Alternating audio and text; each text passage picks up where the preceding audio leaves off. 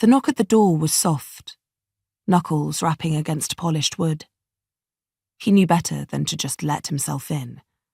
He would wait to be told he could enter, and if the signal didn't come, he would not. He would simply move away from the door, wait for an hour or two, and then return, regardless of how urgent the news was. And it was urgent. He knew she would want to know. But knocking twice was not an option. The seconds ticked by, and despite the air conditioning in the office, sweat still beaded on his temples. The man licked his lips, his clean-shaven face hovering just inches from the surface of the door. Just as he was about to lose his nerve and scurry back to his desk, a voice echoed from inside. Not loud, which was why he was so close to the jam. "Motka Grek," the voice said. "Enter."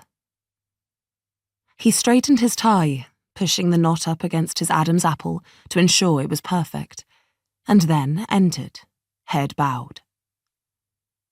"Madame," he said, lowering his head further.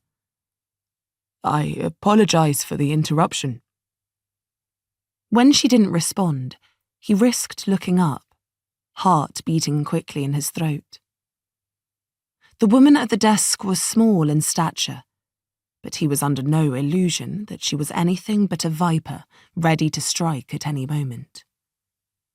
She was bent over a mountain of paperwork, her long, shining black hair tied up intricately behind her head, her cream dress a stark comparison to her tanned skin.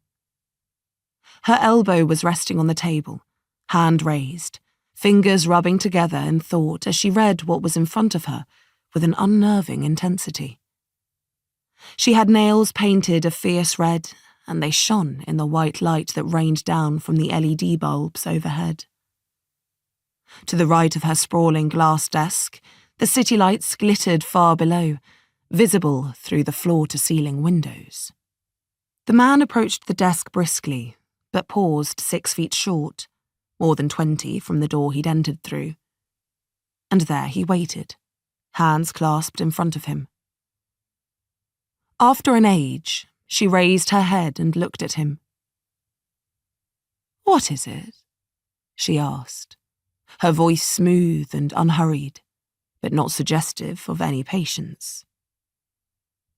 "I have news, madam," he responded, meeting her eyes for a moment before looking down again.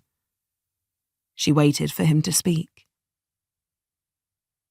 "It's your nephew," he began, wondering what the next words would bring. She stiffened a little in her chair, sensing his tone. "What is it?" He's dead." She became still as a statue. He took that as a cue to back away quickly and leave the room. The viper breathed softly, taking stock of the words, barely registering her assistant as he made his exit.